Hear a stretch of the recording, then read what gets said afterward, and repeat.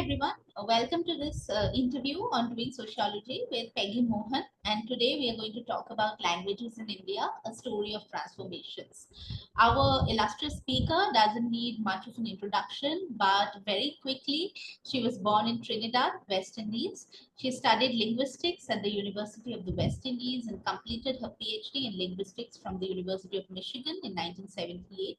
She has taught linguistics at Howard University, Washington, D.C., Jawaharlal Nehru University, New Delhi, and Ashoka University, and mass communications at Jamia Millia Islamia, New Delhi. She is the author of three novels, Jahanjeer, The Youngest Suspect, and Walk in C Minor, and the non-fiction books Wanderers, Kings, Merchants, Penguin Random House 2021, which won the Mathrubhumi Book of the Year Award, and Father Tongue, Motherland, Penguin Random House 2025. She lives in New Delhi. Professor Mohan, welcome to Doing Sociology and this conversation. Thank you so much for being with us today. Thank you for having me. So let me, kickstart this conversation by asking you about your own work, where you trace the journey of Indian languages through migration and social change. So, what inspired you to tell the story of India through its languages? I think I've been living here for almost, 45 years, maybe slightly more. And when I first came here, I found a sense of a déjà vu, the sort of thing that one had seen when one studied French and Spanish and Latin, that the southern Mediterranean area had languages which looked alike in the way that the North Indian languages looked alike. And there was Latin in the same place as Sanskrit, and that there seemed to be a similar story. And in the Caribbean, because of the exact time I went to university, that was the heyday of Creole as a phenomenon. And we were looking at how languages came to look like this, which is to say, how the English we spoke grammatically differed from standard English, but the words were so similar. And we discovered that there is a hybridizing process which created these languages. And some of us dared to think, at least I did, that maybe that's what happened in Europe. And then when I came to India, I saw it again. And I said, everybody in India is talking about this language descended from this language, as though there's only one descent line. And we know that in Creole, there are two descent lines. There are the little people, which we consider the maternal side, and there are the migrants, the powerful people who come in. And that seemed to be the same thing that was happening in India. It took me some time mulling over it, that could I actually get away or dare to make a comparison and to wonder about whether this is how Indian languages came up. And just at the time I was wondering this, and I had picked up my computer to start writing the first book, Wanderers, all the genetic studies started coming out. So I had a good chance to see somebody else validating these ideas. And of course, it took time. I'm not completely happy with Wanderers because I hadn't worked out little details of it, of the process. But I think I'm a little closer now, and we get an interesting notion of how Indian languages evolved. And it's very linked to who were the people and when they came, who were the ones who have always been here.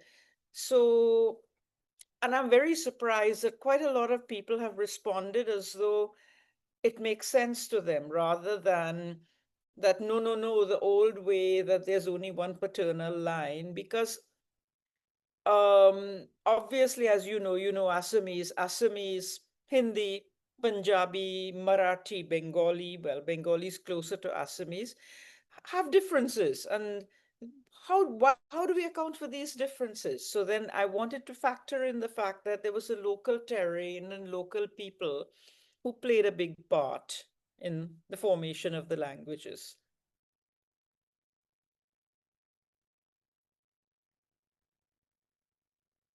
Right, that's extremely interesting. And then, we all know that language is, seen as a very important marker of identity, Mm. not only in India, across the world. But there are some who view language as a static marker of identity. So, how do you, view that, or how would you like to respond to those who view languages as static markers of identity? Well, there are two or three things going on. I hope I can keep them all in my brain. There's the vocabulary layer, which looks a little similar because that links to the latest powerful migrants. So, yes, we will find that we look at Bengali and there are words that we recognize. We look at Marathi and we find that there are words that we recognize. And so we're getting a sense of a relationship, but that's a superficial relationship. There's a deeper relationship from the other layers, the older relationship between languages, where the grammar, the kind of sounds you find in the languages, tell of an older settlement of the subcontinent. So there is that. There was a third thing that was on my mind, which will come back to me. But yes, about in the sense of identity. Um, so who are we? How did it come to be that way? What has been the mixture?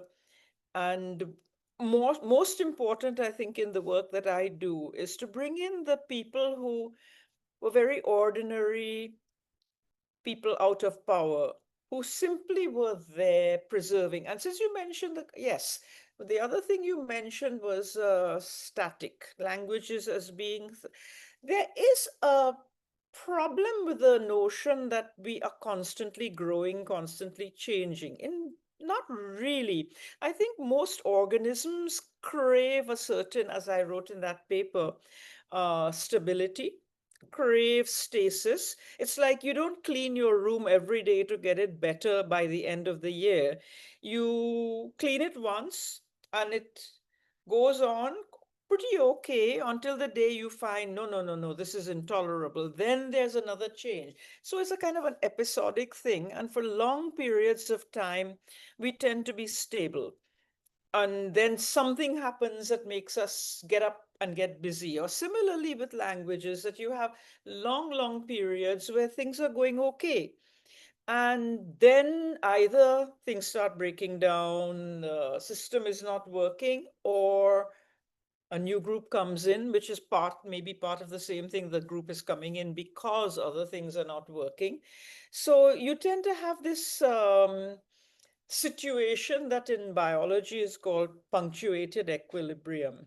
So we have these long periods of stasis, and then suddenly a crisis and an adaptation. Something goes extinct, something appears, or something that was like modern Indian languages, probably nascent in some form, uh, go through a sudden, a very fast transformation, adopting new vocabulary, taking on new roles. So, yes, um, there is a lot of a fixedness about it, but that fixedness gets punctuated, and that means that adapting to new linguistic environments, new political environments.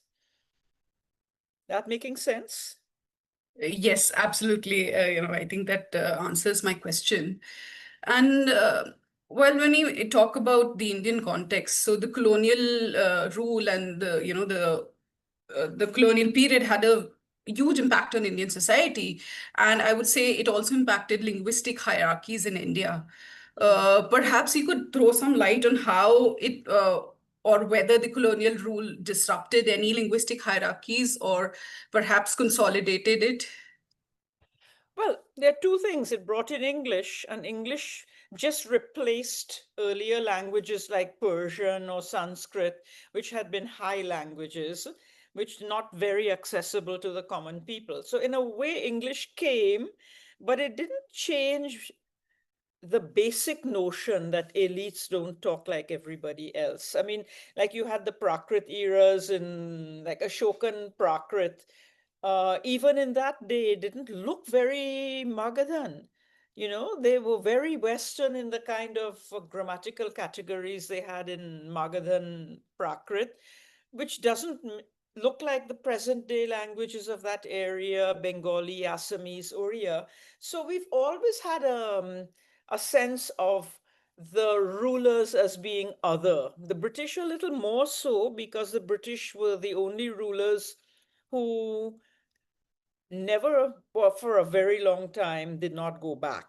They and at the same time did not identify as Indians, whereas Sanskrit speakers identified as Indians, the Mughals, the Sultanate identified as Indians. So the British were here a little separate, but giving their language into the country. Um, and also in the process of doing that, the English took on all the important roles, just as Persian or Sanskrit had all the important roles. So to this day, for example, we didn't have um, our craftspeople evolving into technologists because uh, they didn't they were not caste wise or language wise with the elite, so they regressed into being labor rather than growing into a technical group. We didn't find that the people who knew about metals, knew about farming, knew about textiles, etc., evolved further into that age that could make them the backbone of Indian tech. They are not. In fact, what's happened is that a very small percentage of the country, the part that speaks English, became everything in the modern era. And so, yes, it's a change, but yet it's not a change. English merely, in fact, that was an interesting point that the British came and they brought English, but English only became a language of so much schooling, including primary schooling, after the British left. The first primary schools that taught in English medium were after independence. So English just was the next thing after Persian. So I wanted to ask you something which has also been very controversial ridden. So how should we think about the purity of language in a country like India? Purity is obviously going to be a word that links to power. So whoever's important, whoever is in government, or in some way, caste wise or money wise in power, they're going to push for what they regard. Purity may mean without new things added, but then new things are not something bad. Like one thing I tend to argue with Tamilians about is why they keep talking about how old their languages are. You just happen to be at the bottom end of India and nobody went through you the way they go through the north and the northeast and so on, all the new migrants. And nothing, I think it's adaptive that people have managed to absorb the migrations and integrate them. I think it's an amazing thing that the subcontinent has done that Europe has not done so well, where migrants come, they just maybe either slaughter all the men, the next thing you do a genetic study, and the whole region is descended from one man. This didn't happen in India. So in a way, there was the size of our population, the level of development allowed us to absorb without obliterating what had been there before. I think that's something very precious. So pure is also not the correct word. Like when you talk of Shuddh Hindi, it's anything but Shuddh, because the idea that you add in Sanskrit is a very un-North Indian thing, but nobody knew that in those days. Only Malayalam added in real Tatsama Sanskrit words because their Sanskrit words came via the literary route. Whereas in all over the north of India, the reason why the languages look a little different in how they've adapted what we think of as Sanskrit is that it actually came from all the different Prakrits, very Tadbhava. So pure is when the British came and said we're getting rid of all these Persian words, all these Central Asian Muslim influence. What did they do? They stuck in straight Tatsama Sanskrit, which was not the way things had been done. So it suddenly jarred. It didn't look the same as the words we recognized as Indo-European, but actually hadn't come from Sanskrit. They'd come from local Prakrits. So it wasn't purity. And purity is a fun think of refining oil. How do you refine oil? You put a reagent in it, a chemical. So, in other words, you're adulterating the oil in order to make it pure because it's removing the thing you don't want, but it's staying behind in it. So, when you remove the Persian and Urdu words from what you call Hindi and you replace it with Sanskrit words, on the one hand, you're taking something out which you say you don't want, but something remains which is not has not been there before and is not natural to that, and that is Tatsama Sanskrit. But that's a part of history, and now I think we're used to it. So Right. purity is it's a very loaded term. It's not pure, it's impure, in fact. If the Brits had known how languages hybridize in India, they would not have gone to Sanskrit. But then what would they have exactly gone to? Pali or the Magadhi? They didn't know. They weren't thinking. And the best of intentions often get things into a big mess. That's like in my community in the Caribbean, Indians there, we went speaking Bhojpuri, which is a very Magadhan structure, like Bengali, etc. And as a great bonus to us, the schooling system decided they'll teach us Hindi. Now, Hindi and Bhojpuri don't have the same grammar. And people were shocked that, oh my God, have we been teaching our kids something that's not right?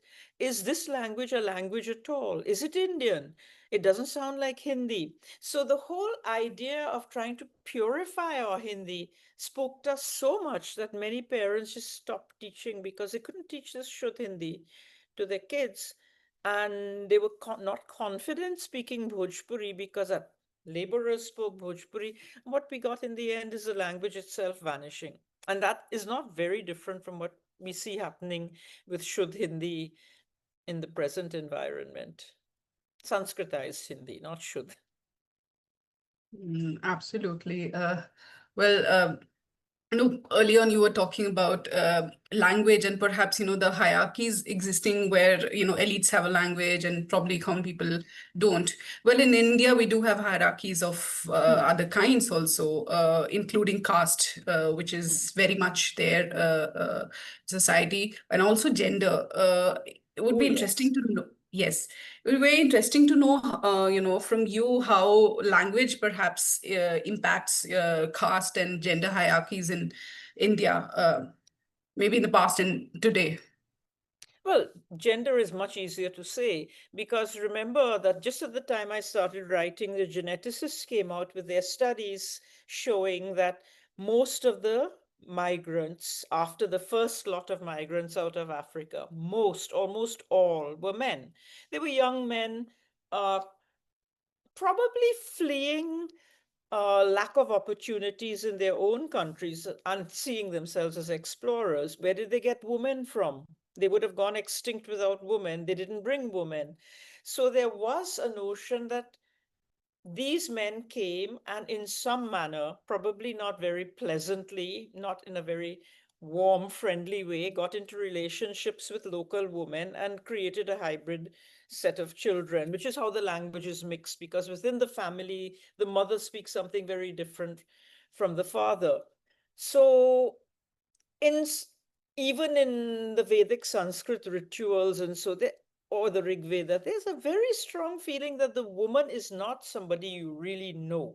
She's not us. So that, and for a long time, they were not encouraged to speak Sanskrit. Men spoke Sanskrit. So men acculturated their boys into it.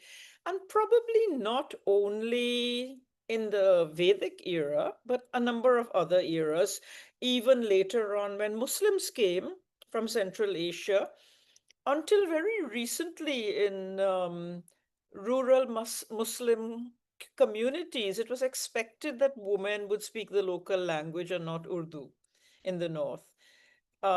It's this woman claiming Urdu is a fairly recent thing in their community. So what we find is a lot of situations like Haryana, Punjab, Western UP. I don't know about how many others, maybe to some extent Rajasthan, where it's understood that young boys were educated in Persian and Urdu. Their culture, in many families, the boys would be non-veg and the women would be veg. The women would learn to write Devanagari or Gurmukhi. The men would write in Persian. And the women would learn to sing bhajans or gurbani. And the men would like Urdu, classical music. So there was a cultural divide between them, and you can see it very clearly when Manmohan Singh had to read from the teleprompter. He could not read Devanagari. He was a man. What man in his community, his age, did not learn first to read Persian or Urdu? They learned both, and whenever there was something that came on the teleprompter in Urdu, the man was transformed. He could read, and he could react, and he came to life. And so you could see that gender was something that didn't, this division that women were not only physically different, women were also ethnically different from men, and that remained. I've seen a lot of other communities, well, not so many, but like in the Caribbean tribes, for example, where often, like in the Caribs would go in and attack a Arawakan village and do away with the men and marry the women. I know one tribe that this happened in the year 1200 or something, they figure, before Columbus. The women still speak using different words from the men. And the languages are edging closer. Men know more of the women's words, feel emboldened to use them. But it's understood that the accent, the words you use, the grammar you use, the men feel they speak a different language. So that was a strange thing for me, that why are men and women so different in the north of India? And this made some kind of sense. That it's a carryover from the fact that men were the outsiders who came in, and women were the people who got colonized, not always willingly. That's very, very interesting. In fact, I was thinking of Pierre Bourdieu's work on distinction and how he talks about taste with different connections to social origins. Mm. Another question connected to previous question that Dipali asked. In what ways do you think the multilingual reality that we have in Indian households they manage to challenge dominant ideas about language acquisition as well as what the mother tongue is? Okay. Multilingualism, it sounds great. We're all speaking many languages. We think we're really bright. In fact, it's not an intellectual thing. Even children who have Down syndrome, if they live in a family that speaks three, four languages, they speak it too. But um, let's see, let me get back to where you had asked that multilingualism. It's not a very easy thing to sustain, because what we don't get is real multilingualism in India. In fact, probably not anywhere. Real multilingualism where exactly what I can say in English, I can say in French. And therefore, I'm a perfect translator. I don't know many people like that. What we tend to have in India is there's some things I say better in one language, and some other things I say better in the other language. Let's say there are two languages, or maybe there are three. I can talk to my grandmother in another language, or I can, like when I'm asked to speak in Bhojpuri from a podium, I know to start it in a nice lyrical way, but I can't talk about technical facts. It doesn't come, and I suddenly find myself switching into Hindi.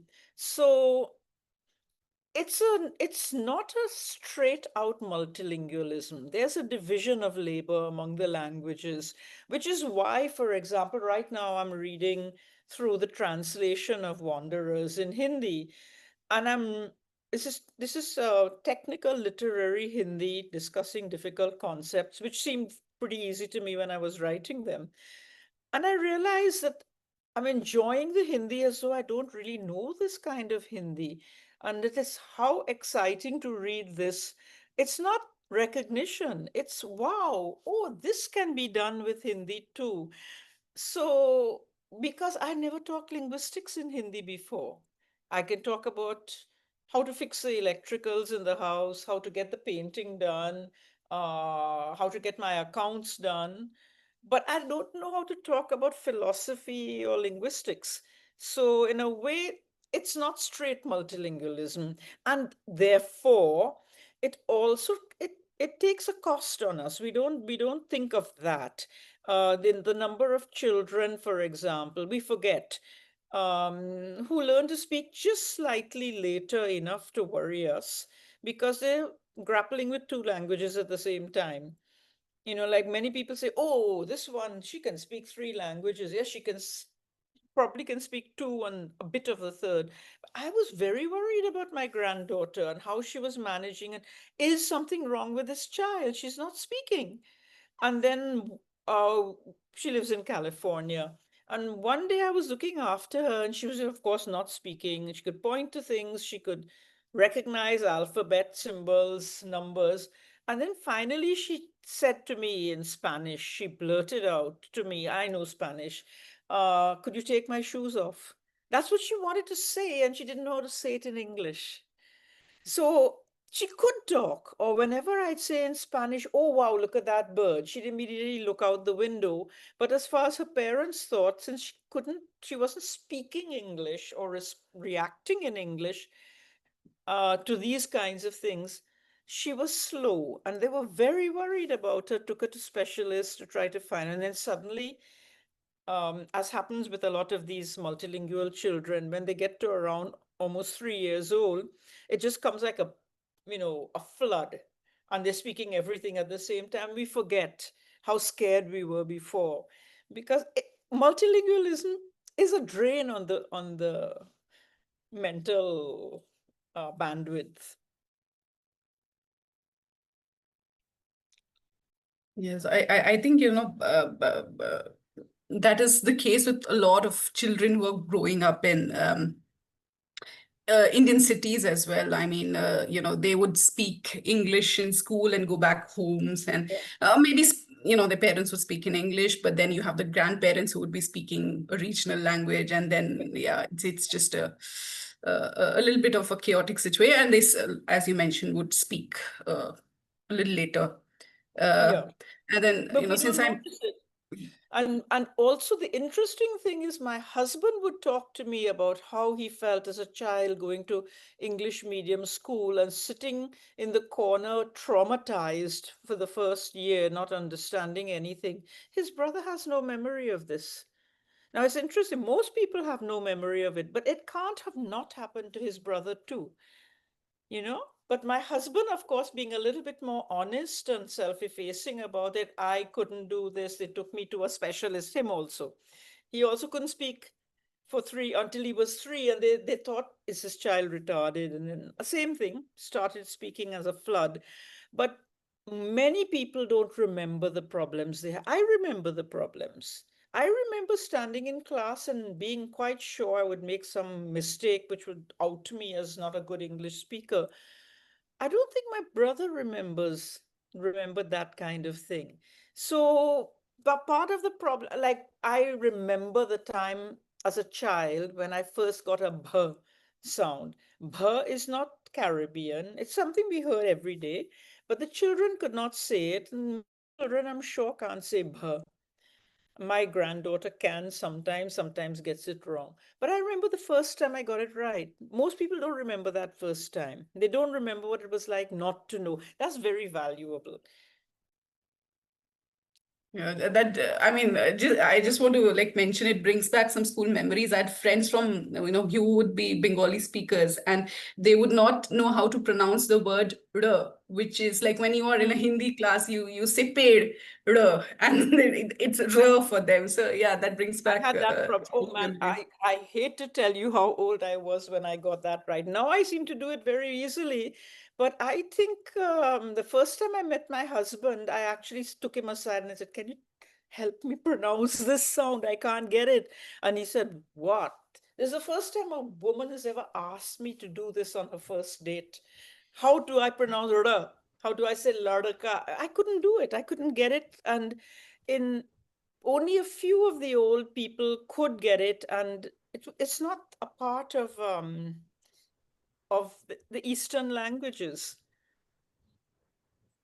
Yeah, very, very So they're interesting. good. It's a very good memory to keep because you remember something that many people edit out, and it was Yeah. all very easy. It wasn't.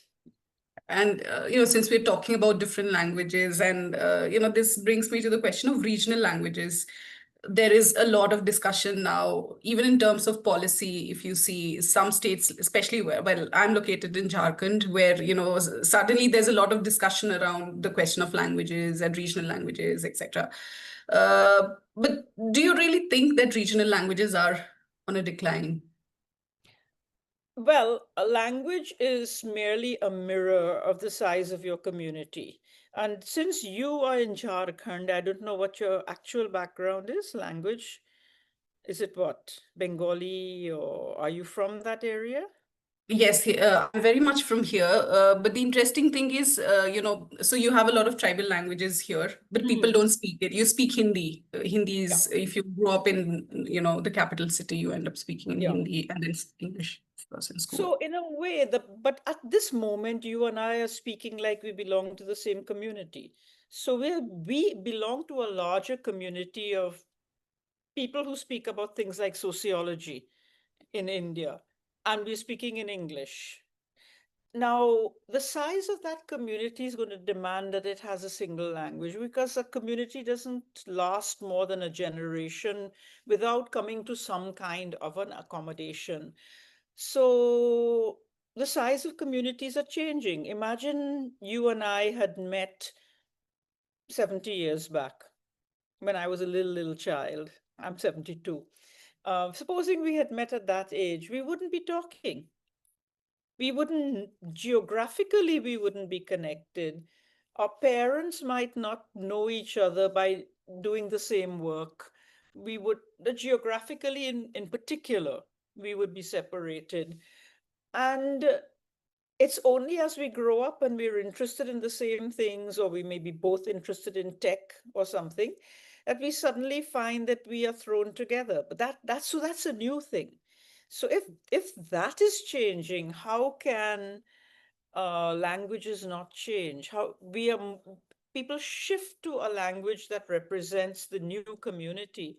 So the old one starts falling by the wayside, not being used. You will not forget it. You won't feel so comfortable speaking it, but the point is you won't pass it on to your kids. That's how it happens. It's not about you. It's about what you do in the next generation. Because when I did my first study on language death, I actually discovered that nobody forgets the language. Push to speak on into the tape recorder, everybody who knew it as a mother tongue maintained it or could maintain it, or there was no way statistically to say they had lost anything. It's just those who didn't grow up with it as a mother tongue, but who knew it to speak to Aji or your nani or somebody like, or the people, vendors or people in the market, they they spoke it differently. So it was not a case of a decline, it was a case of a generational shift. And that was an interesting, again, the same notion that you have stability for as long as it lasts. Then when the environment changes, there is an adaptive change, and suddenly you have, like, all the parents who struggled with English medium school, they're not going to let their kids struggle, but the payment they will make is they won't know local languages. I mean, I've had times when we're sitting late at a school for maybe the Festival or something, and old Hindi teacher has come to tell a story, and a bunch of the kids will come around me and say, "Ma'am, we won't understand it." And I was really shocked. I mean, in my day, you could never say, "I don't understand a local language," but they can now. Yeah, that's so interesting. I mean, again, and something that I'd like to share. So, for instance, I have very young cousins who are still in school, Mm, and they perform the worst in Hindi, mm, which is surprising because when they're talking to their parents at home, they're speaking in Hindi. mm. But when they're conversing with their friends and when they're using their smartphones, they're all speaking in English. So yeah, not know Hindi well is, but it is what it is now. So The yes. smartphone is a really funny thing. Even people who never read books never did well in school because it involves opening a physical book. They're extremely good on the phones. And there are people who, well, of course, now we have good software for Hindi and other languages. I'm constantly seeing it on the phone. But they even can handle English. Like I sometimes find my driver sends me a message that, I'm going to be late or something, or in English. And I write him back in Hindi to make sure he understands what I'm saying. But they're like numbers. It's a prestige thing that even if you didn't go to an English medium school, that you should be able to use numbers in this is India. This is not true in Sweden, it's not true in Norway, it's not true in, forget China, Russia, and so, but I'm talking Holland, places where they really do know English. They don't do numbers in English, but in India we do. You That's just try to say to my driver, 99% aisa hoga, and he'd laugh. You say 99% in Hindi, and then you say aisa hoga. Yeah, that's really interesting. And that now brings us to the last question for you. What keeps a language alive? Uh, Use. Use and being allowed to engage with difficulty. I have a very positive feeling this year that it's going to start, and that we are, as I wrote in that paper, in a 12th century moment. Because this is the first time I have got a very strong feeling that a lot of people who don't know English are saying, we want to be part of the conversation. We want to read about what you're talking about, even if it's technical. But we're not going to learn English to read your books. So there is a push, not from the publishers, not from the government, but from the readers. Ki we need this book in Marathi, we need this book in Kannada or in Hindi. That's why I'm reading this whole thing in Hindi and seeing how totally differently this man has begun the para with the what's the last sentence, because it makes more sense to do it this way in Hindi. I'm having a lot of fun watching them do this. But to see that translation, which was never a big thing in India, in the year 2025 is beginning to come up. And it's coming up because somewhere around there's a sense that other people want to join the conversation and they're not going to learn English to do it. So if you suddenly start finding that somebody wants to read about the economy and they're not going to learn English to do it, then there will be some kind of accommodation. We will get used to the Sanskritized words. Um, Translators will get used to the kind of words that people actually use for some of these things. And it will begin to there it will be, what shall I say, the language will be used in all kinds of ways. It's a nice feeling. I am very excited about what I would love to start as a project. I don't know if Ashoka keeps saying they're interested in translation, but that why should most Indians struggle with English when we have AI, and AI can be harnessed into translation? So I can type to you something in Hindi and you can pick it up in what? Bengali, Oriya, whatever. it'll come automatically because the few things that I really need to tell you that are difficult to say, okay, there'll be one such case on a page. And if you know that I've mucked it up, you will ask me what I really said. But it's doable. So I have a feeling that just like, I think I wrote somewhere on Facebook today or yesterday, the Chinese had a very big problem. Here are they, the super technical people, but they had this script that they normally wrote with a brush, and it wasn't adapted to easily going into computers. And okay, you could struggle and construct individual symbols, but that was, you want to be able to type at least 60 words per minute. That's the speed at which you're speaking at 90 words per minute, 100 words per minute, 110. That's a usual. And right now I'm speaking around 110 words per minute. If I have to type too much slower than that and construct letters, I'm not going to do it. So, how could they do it? And they struggled for like 20 years and they were about to give up. And apparently, Mao was even saying, yeah, we can't stick with this Chinese script. And I think some leader in the Soviet Union said, no, no, no, you must. You will change too much of your identity if you do. And you know what they did? They developed predictive text. And predictive text got them to the speeds they needed. Now, that is difficult work. Our work is so much simpler. So, if many of us could be writing in our local languages to each other if we needed it, those local languages get exercise, they get to run and strengthen their muscles, and they not at the cost of communication within the country. So that's my biggest thing that I have not yet really started working on, and that I'm sure it can be done. Because if the Chinese could do something with their script, uh, our problem is so much easier. And in that process, evolution will come in, and there will be, the languages will fall more neatly into line, word order, and stuff like that. So that the translation process is easier. I can imagine that happening. I'm sure that's what happened in China also in their early days when they all used a logographic script.